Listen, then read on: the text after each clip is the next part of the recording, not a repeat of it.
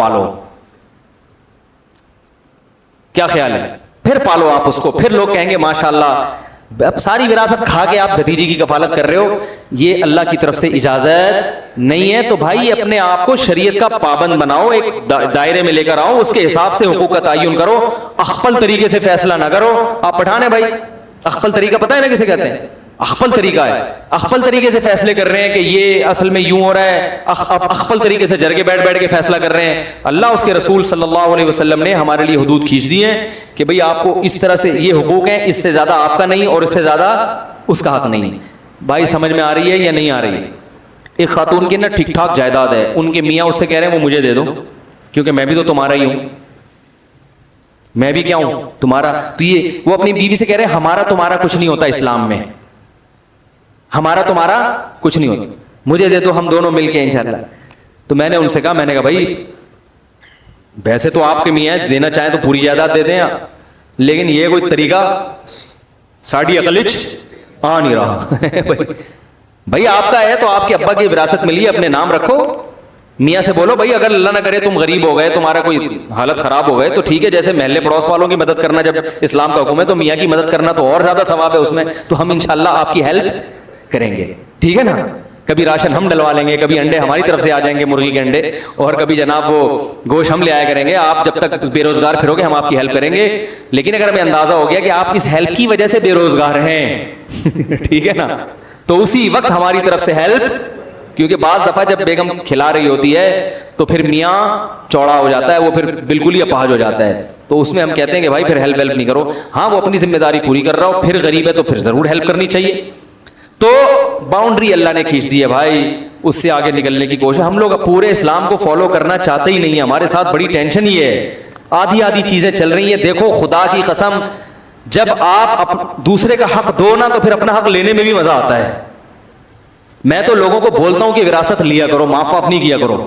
لوگ کہتے ہیں یار آپ کیسی باتیں سکھا رہے ہو. خاص طور پہ خواتین کو میں کبھی ترغیب نہیں دیتا کہ معاف کریں. میں کہتا ہوں یہ ہٹ حرام, پہلے ہی بہنوں کی وراثت آج کل نہیں دی جا رہی ہے.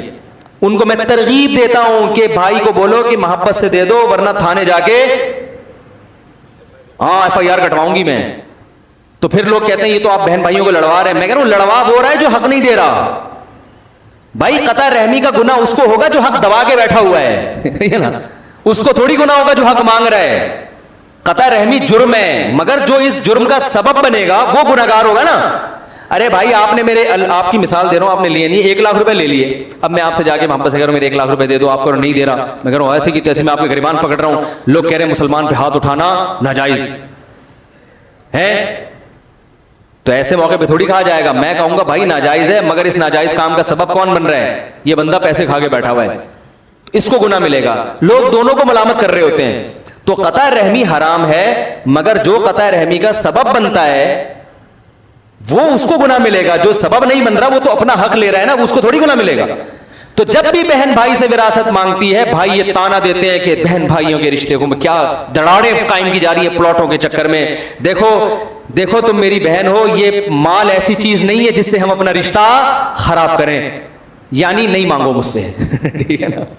تو بھائی مال ایسی چیز نہیں ہے جس سے ہم رشتے خراب کریں, لہذا وہ مال اس کے حوالے کر دینا چاہیے. یہ ہے اصل مطلب. تو ہر آدمی اپنے مطلب کہ وہ نمازیں دیکھو ٹرین میں ادھر کوئی منہ کر کے نماز پڑھ رہا ہے, کوئی کھڑکی کی طرف منہ کر کے, ان سے بولو بھائی قبلے کی طرف. کہہ رہے ہیں بھائی سفر میں تو 4 کی 2 کر دی اللہ نے, تو سفر میں تو آسانی ہے. ابے بھائی اللہ نے 4 کی 2 کی ہے, مگر اللہ نے کہیں بھی یہ نہیں کہا قرآن میں کہ سفر میں قبلہ ہی معاف ہو گیا بھائی یہ کہیں نہیں کہا. جتنا اللہ نے معاف کیا اتنا ہوگا. اللہ نے یہ کہا کہ سفر میں بغیر وضو پڑھ لو. سفر میں بھی یہ کہ تیمم تو کرنا ہی پڑے گا اگر پانی نہیں ہے, تو غسل بھی کرنا پڑے گا سفر میں اگر غسل فرض ہو گیا ہے. تو جو اللہ نے کر دیا اتنا تو بھائی ٹھیک ہے, جو نہیں کیا اس میں آپ کو فنڈر بننے کی ضرورت, بولو نا, اس میں فنڈر گیری کی ضرورت نہیں ہے آپ کو. تو ہر آدمی گنجائشیں نکال کے فنڈر بنا ہوا ہے, اور وہ خود قیاس اجتہاد کر کے یہ ہے فلانا ہے ڈمکانا ہے, ادھر سے اس کا کھا لیا ادھر سے.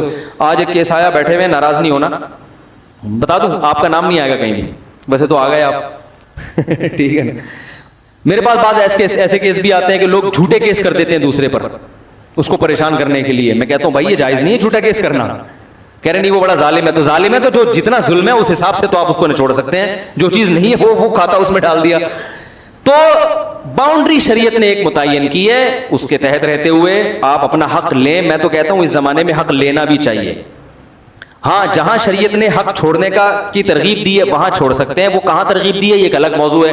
بعض جگہوں پہ حق چھوڑنا, حق پہ ہوتے ہوئے بھی حق چھوڑیں گے تو ثواب ملے گا آپ کو. وہ کون سی جگہ ہیں وہ بھی میرا موضوع نہیں ہے, لیکن عمومی حالات میں اگر لوگ وراثت کے معاملے میں نرم گوشہ اختیار کرتے ہیں تو اس کا بڑا نقصان ہوتا ہے. لوگ وراثتیں تقسیم ہونا ختم ہو گئی ہیں, یہ بڑا نقصان ہوتا ہے. اللہ تعالیٰ عمل کی توفیق عطا فرمائے. ابھی سوال وہ کر لیں, سوال جواب کی نشست نماز کے بعد رکھ لیں. بیٹھیں گے آپ لوگ ہے بھائی؟ نہیں, جو بیٹھیں گے وہ ہاتھ کھڑا کریں تاکہ میں لوگوں کی اندازہ لگاؤں نا کہ ایسا تو نہیں تھک گئے ہوں. بیٹھیں گے تو پھر ایسا کرتے ہیں, ابھی اذان ہونے والی ہے, 10 منٹ میں نماز ہو جائے گی, تو نماز کے بعد 15-20 منٹ کی مجلس رکھ لیتے ہیں. اس میں آپ نے جو سوال پوچھنے وہ کھڑے ہو کر پوچھ لیے گا. جو پرچی پہ کھڑے ہو کے پوچھتے ہوئے شرم آ رہی ہے, کوئی گھریلو مسئلہ ہے تو پرچی پہ لکھ کے پوچھ سکتے ہیں. تو پھر ہم نماز کے بعد دوبارہ بیٹھتے ہیں انشاءاللہ. زیادہ ٹائم نہیں ہوگا, 15 سے 20 منٹ انشاءاللہ بیٹھیں گے. جو سوال آپ لوگوں نے پوچھنا ہے وہ آپ پوچھ سکتے ہیں. یہ جو میں نے آج بیان کیا اسی سے متعلق کوئی دل میں سوال ہو, اشکال ہو تو کھل کے پوچھیں. ایک بات خوب اچھی طرح ذہن میں رکھ لیں کہ جو مرضی پوچھنا ہو آپ سے انشاءاللہ مجھے غصہ نہیں آئے گا. سمجھ رہے ہیں؟ بعض لوگ نا علماء سے پوچھتے ہوئے ڈر رہے ہوتے ہیں کہ کہیں میٹر شارٹ نہ ہو جائیں. البتہ یہ ضرور ہے کہ میں ہر سوال کا جواب دوں گا نہیں. میں اگر یہ سمجھوں گا کہ یہ غیر اہم سوال ہے یا بیہودہ سوال ہے تو میں وہ پی ضرور جاؤں گا, کیونکہ ہر سوال کا جواب دینے کا نہیں ہوتا. بعض دفعہ کوئی فتنہ پرست کوئی ایسے سوال پوچھ رہا ہوتا ہے جس سے آگ لگا دے. پوچھنے میں آپ بخل سے کام نہ لیں, کیونکہ اس چکر میں لوگوں کے ذہن میں بہت سے صحیح سوالات بھی ہوتے ہیں وہ پوچھ نہیں پاتے. یہاں تک سمجھ میں آ گئی بات؟ تو یہ جمعہ کہہ رہا ہوں, سوری, ابھی نماز کے بعد انشاءاللہ. وہ میرا جمعے کا بیان رات کو اپلوڈ ہو رہا ہے. لوگ کہہ رہے ہیں کراچی میں جمعہ رات کو ہوتا ہے. ہم کہا بھائی کیا کریں, آج کل ہماری سمجھ میں نہیں آ رہا. ابھی انہوں نے اعلان کیا تھا 9 بجے بیان ہوگا, تو اب کچھ لوگ بعد میں پہنچ رہے ہیں. کچھ سمجھ میں نہیں آ رہا, مجھے خود سمجھ میں نہیں آ رہا میرا بیان کب ہوتا ہے آج کل. تو آپ دعا کریں ہمارا کوئی مینجمنٹ کوئی ذرا ایسی ٹائٹ سی ہو جائے کہ جس پہ ہو کہ بھائی اب لوگوں کو بھی اطمینان ہو کہ اس ٹائم ہوگا, اس ٹائم نہیں ہوگا, اس وقت لائیو چلے گا, اس وقت لائیو نہیں چلے گا. کوئی ایسا سیٹ اپ آ جائے, کوئی آپ کے پاس ایسا فارمولہ ہے تو وہ آپ ہمیں بتائیں, کیونکہ یہ بیچارے تو محنت کر رہے ہیں لیکن مینجمنٹ نہیں ہو پا رہی ہے کچھ تمیز سے جسے کہتے ہیں آپ, تو اس کی وجہ سے بڑا نقصان ہو رہا ہے. سبحانک اللہم و بحمدک نشہد ان لا الہ الا انت نستغفرک. اچھا یہ بھی بتا دوں ایک آخری بات, یہ ریکارڈ میں بھی لے آئیں, آ رہی ہے. ہمارے ہاں گارڈ بیٹھے ہوئے ہوتے ہیں بیان میں. لوگ مجھے کہتے ہیں آپ کے پاس گارڈ نہیں ہے. گارڈ ہے, لیکن میں وردی والے گارڈ کا قائل اس لیے نہیں ہوں کہ وہ جب دہشت گرد آتا ہے تو پہلے ایک گارڈ کو لگاتا ہے, دوسرے نمبر پہ پھر وہ اصل ہدف کو لگاتا ہے. تو ہمارے ہاں گارڈ بیٹھے ہوئے ہیں, بندوقیں رکھی ہوئی ہیں اور لائسنس والا اسلحہ ہے. تو اگر کوئی شرارت کی کوشش کرے گا تو اسے پتہ نہیں چلے گا کہ اس کو کہاں سے گولی آگے لگے گی. تو میرا اصول یہی ہے کہ میرے ساتھ ہر وقت گارڈ گھوم رہا ہوتا ہے لیکن پتہ نہیں ہوتا کہ گارڈ ہے. آئی بات سامنے. اور میں بھی الحمدللہ اسلحہ چلانا جانتا ہوں, سمجھ میں آ رہی ہے بات. اور میرا نشانہ بھی الحمدللہ بہت پکا ہے, غیر قانونی نہیں, قانونی کی بات کر رہا ہوں. تو آپ لوگ گھبرایا نہ کریں. ویسے تو ہماری کسی سے دشمنی نہیں ہے, تو ایسی ہم بات ہی نہیں کرتے کہ پھٹے بازی ہو, تمیز سے زندگی گزار رہے ہیں اور بیانات کر رہے ہیں. کوئی ہمارا کسی سے جھگڑا نہیں ہے, لیکن پھر بھی احتیاط کے پیش نظر یہاں گارڈ موجود ہوتے ہیں. تراویح میں بھی ہوتے تھے, رمضان میں ہر وقت ہوتے ہیں الحمدللہ. تو اگر یعنی بعض لوگ کہتے ہیں نا کہ یار کوئی سیکیورٹی نہیں ہے, تو بے وقوف نہیں ہے الحمدللہ. ہم سیکیورٹی کا انتظام الحمدللہ کیا ہوا ہے, لیکن ہم نے بندہ نہیں بتایا وہ کون ہے. تو اس لیے وہ کہیں سے بھی کچھ بھی کر سکتا ہے بیٹھ کے بندہ. سبحان اللہ و بحمدہ نشہد ان لا الہ الا انت نستغفرک و نتوب الیک. میں کھانے کا انتظام مخلوط ہو تو اس میں جانا جائز ہے؟ نہیں, پردے کا انتظام نہیں ہے, مخلوط دعوت ہے تو اس میں شرکت جائز نہیں ہے. کسی کا دل رکھنے کے لیے بھی شرکت جائز نہیں ہے اس میں. رشتہ داری جوڑنے کے لیے بھی شرکت جائز بولے بھائی نہیں ہے. بعض لوگ یہ کرتے ہیں کہ بھائی مکس گیدرنگ میں جہاں دعوت ہو تو وہاں اگر ہم نہیں جائیں گے تو رشتہ دار ناراض ہو جائیں گے. یار اس کی آواز بڑھا دو یار, پھر وہی ہو رہی ہے, اتنی آواز کو کیا ہو گیا. تو لوگ ناراض ہو جائیں گے, خونی رشتے ٹوٹیں گے. تو یہ خونی رشتے توڑنے کا گناہ اسے ہوگا جس نے مکس گیدرنگ کا انتظام کر کے آپ کو آنے سے روک دیا ہے, اس کو گناہ ملے گا. سمجھ رہے ہیں؟ تو کسی کا دل جوڑنے کے لیے اپنا دین توڑنا جائز نہیں ہے. سب سے پہلے اللہ اور اس کے رسول کے احکام ہیں, اس کے بعد ابا اماں, بچے, بیوی, بھائی بہن, یہ سب اس کے بعد ہیں. تو بھائی ان کو بھی تو رشتہ داری جوڑنے کا خیال ہونا چاہیے نا. ان کو پتہ ہے جب یہ شرکت نہیں کرتا تو ہم مس گیدرنگ نہ کریں, ہم الگ الگ انتظام کر لیں. لوگ آ کے کہتے ہیں کہ بھائی ہم نے تو بہت کوشش کر لی مگر وہ سیپریٹ انتظام کرنے کے لیے تیار نہیں ہیں, اور بہت میں نے دھمکیاں بھی دے دی, میں نے یہ بھی کہہ دیا کہ میں نہیں آؤں گا, مگر وہ انتظام نہیں کر رہے. تو میں نے کہا پھر نہیں جائیں کہنے, وہ ہمیں کہہ رہے ہیں کہ تمہیں رشتہ داروں کا خیال نہیں آتا, تم شادی میں نہیں آ رہے, تم دعوت میں نہیں آ رہے. تو آپ ان کو بولے, میں نے کہا کہ آپ ان سے کہیں کہ تم گناہ پہ اتنے ڈھیٹ ہو کہ تمہارا سگا بھائی شادی میں نہیں آ رہا, لیکن تم اس کو منانے کے لیے بھی گناہ چھوڑنے کے لیے تیار نہیں ہو. تم اتنا ڈھیٹ پنا دکھا رہے ہو کہ تمہارے رشتے ٹوٹ رہے ہیں مگر تم پھر بھی اللہ کی بغاوت کر رہے ہو.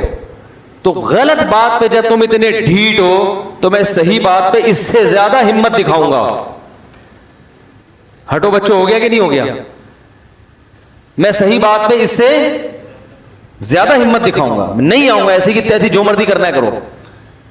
بے دین آدمی اپنی بے دینی پہ بڑی استقامت دکھاتا ہے, ڈھیلا پن کہاں سے آتا ہے؟ جو دیندار ہے وہ ایکچولی اگر میں نہیں گیا تو میں, وہ میرے بھائی کیا بولے گا, لوگ بولیں گے فنڈامنٹلسٹ ہے, بنیاد پرست ہے, لوگ کیا بولیں گے لوگ. تو بھائی اتنا براڈ مائنڈڈ بننے کی ضرورت نہیں ہے کہ گناہوں میں بھی حدیث میں کیا آتا ہے, پچھلی امتوں میں جب کوئی گناہ ہوتا تھا تو بنی اسرائیل کے علماء روکتے تھے, لیکن پھر اس گناہ میں ان کے ساتھ شرکت بھی کر لیتے تھے. آہستہ آہستہ اللہ نے روکنے والوں کو دلوں کو بھی ایسا کر دیا جیسے گناہ گاروں کا ہوتا ہے, اور سب پر پھر داؤد علیہ السلام کی زبان سے اللہ نے لعنت کی. تو آپ جوڑ پیدا کرنے کے لیے یاد رکھو خاموشی اختیار کرنا جائز ہے. مثلا ہر جگہ فنڈر گیری بھی ٹھیک نہیں, آپ جا کے تبلیغ شروع کر دیں, یہ کیا ہو رہا ہے, یہ مکس گیدرنگ کیوں ہو رہی ہے, غلط ہو رہا ہے, حرام ہے اسلام میں, یہ سب غلط ہے. تو ہر جگہ تبلیغ بولو نا نہیں کی جاتی. وہ پھر خام خواہ میں دین کا مذاق اڑائیں گے, بولیں گے چلو مولوی نکلو یہاں سے. تو آپ کو کیا ضرورت ہے جا کے بلا وجہ ان کو, ہر جگہ کا ایک موقع ہوتا ہے.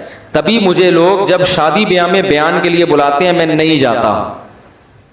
میں کہتا ہوں لوگ وہاں کھانا کھانے آئے ہیں, مولانا کی تقریر سننے نہیں آئے, یہ موقع نہیں ہے بیان کا. ہر آدمی گول میز پہ بیٹھا ہوا ہوتا ہے, کسی کا منہ ادھر ہے, کسی کا منہ ادھر ہے, ہم ادھر بیٹھ کے بیان کر رہے ہیں, وہ ادھر منہ کر کے سن رہے ہیں وہ بیان. یہ کوئی بیان کا ماحول ہی نہیں بنتا نا, تو یہ موقع نہیں ہے. ایک دفعہ ایک صاحب کو بلایا ولیمے کی دعوت پہ, رو رو کے دعا کروائی انہوں نے. میں نے کہا یہ ولیمے کا موقع خوشی کا موقع ہے, رو رو کے دعا کرنے کا موقع نہیں ہے. سب دولہا کو دیکھ رہے تھے کتنا رو رہا ہے.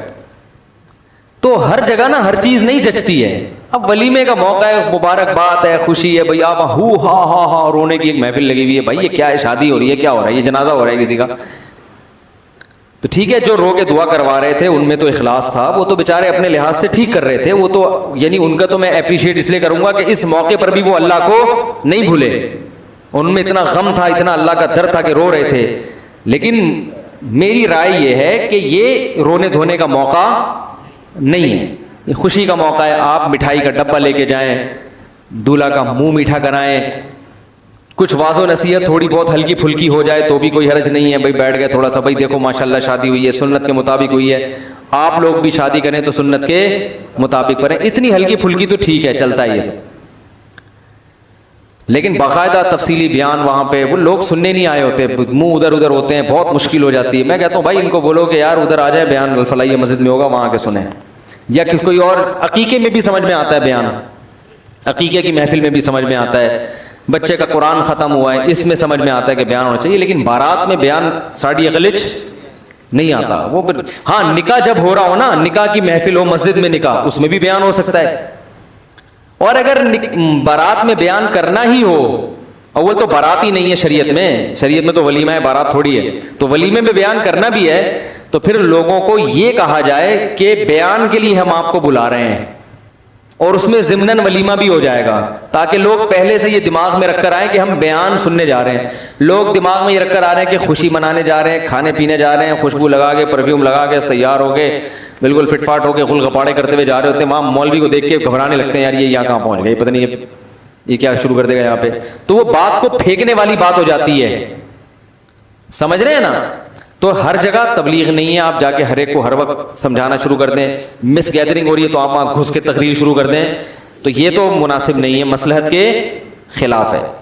لیکن اس میں شرکت کرنا شروع کر دیں جوڑ پیدا کرنے کے لیے، یہ بھی جائز نہیں ہے۔ جوڑ پیدا کرنے کے لیے خاموشی اختیار کی جا سکتی ہے تاکہ نفرت نہ پھیلے، لیکن جوڑ پیدا کرنے کے لیے گناہ میں شرکت کی اجازت کسی قیمت پہ نہیں ہے۔ گناہ کو اپریشیٹ کرنا بھی جائز نہیں ہے۔ مثلا آپ جوڑ پیدا کرنے کے لیے چلے گئے، کہیں مس گیدرنگ ہو رہی ہے، آپ کہیں یار ٹھیک ہے، یار یہ بھی ٹھیک ہے، کوئی اتنا بڑا مسئلہ نہیں ہے۔